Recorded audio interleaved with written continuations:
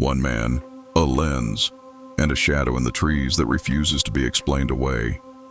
This is the Todd Standing Footage, praised as the clearest image of Bigfoot ever recorded, and condemned as a Hollywood-grade hoax. Tonight, we're going to dissect it frame by frame, pixel by pixel, and motive by motive, until you can decide for yourself. Todd Standing is not just a name in the Bigfoot community. He's a filmmaker, a self-styled wilderness researcher, and a creator of some of the most hotly debated Bigfoot clips ever made. His journey began in 2005 with a claim sighting in the wilds of British Columbia. From there, he built a career guiding tours into remote forests, and in 2017, released the documentary Discovering Bigfoot. But it's his close-up footage, the face staring from the leaves, that has haunted the internet ever since. Let's freeze the myth and inspect the evidence. We'll look at the infamous close-up, the dark eyes, skin texture, mouth movements, frame by frame. The breakdown point we will get into today is the fir needles. Firstly, I'll share some of the popular criticism skeptics have pointed out about the Jake shot, which is, according to Todd, the male Bigfoot captured in the footage, which is what we will be examining today. People have said that the Jake footage is nothing more than Todd in makeup or in a mask, comparing old pictures of Todd in the footage and putting them together, which could be considered a pretty even match. The footage that is circulating around is also not the raw footage, which raises questions.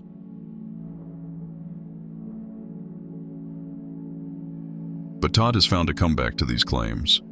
In one of the many videos made about his footage, in an interview he took out a pair of glasses, explaining how they would fit most humans on the planet but not Bigfoot. He then explained how he had measured the fir needles around Jake the Bigfoot to measure head width and the height. The man who interviewed him then took the shot of Jake into Canva. There was indeed a twig in front of Jake's head with a bunch of fir needles. He drew an orange line covering the needle and brought it to the edge of Jake's head, then copied it horizontally across. One fir needle is 1 inch to 1.5 inches long. The interviewer went by the assumption that each needle was 1 inch, and continued to measure the width of Jake's head, inch by inch by inch, 15 times, cloning the orange line. And this is what he got.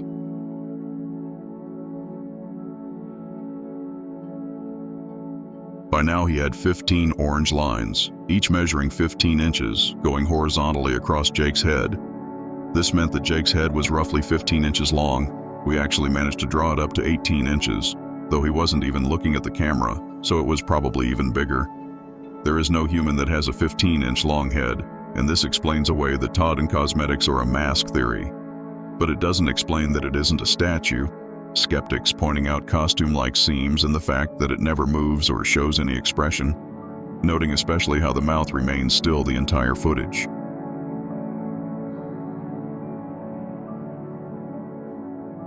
Standing has guided tours, released films, and sold media rights.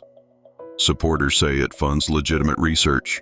Critics say it incentivizes sensational footage, speaking out about how he gives it too much hype, claiming how he has a connection with these Sasquatches, but it ends up seeming like a sort of ad for his footage.